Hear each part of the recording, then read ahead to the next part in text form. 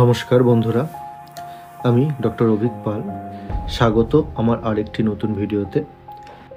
আজকে আমরা এসেছি নিউ টাউন কলকাতার অন্যতম আকর্ষণীয় জায়গা বিশ্ব বাংলা কনভেনশন সেন্টার।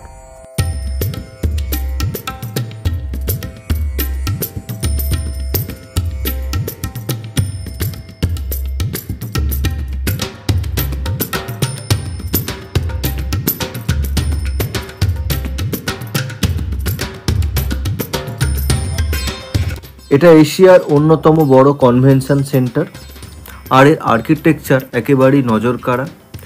বাইরে থেকে দেখলেই বোঝা যায় কতটা বিশাল এবং আধুনিক এই বিল্ডিং। চলুন এবার ভেতরে ঢুকে দেখি।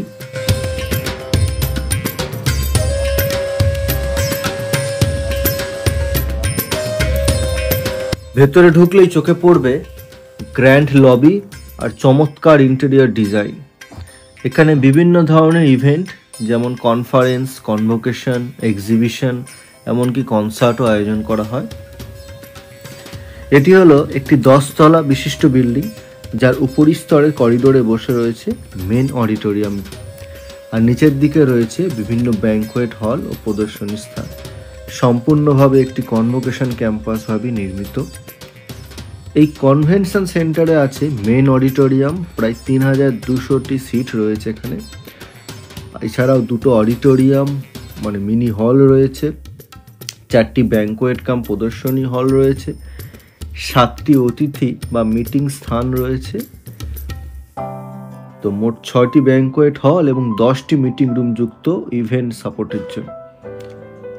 এখানকার ইন্টেরিয়র সত্যিই চমৎকার। মেন অডিটোরিয়ামের ভেতরে সব আসনেই রয়েছে ইউএসবি পোর্ট এবং ওয়াটার বোতল হোল্ডার রয়েছে। এখানে পার্কিংয়েরও খুব ভালো ব্যবস্থা রয়েছে, প্লাস প্রায় 800+ পার্কিং স্পট রয়েছে এখানে।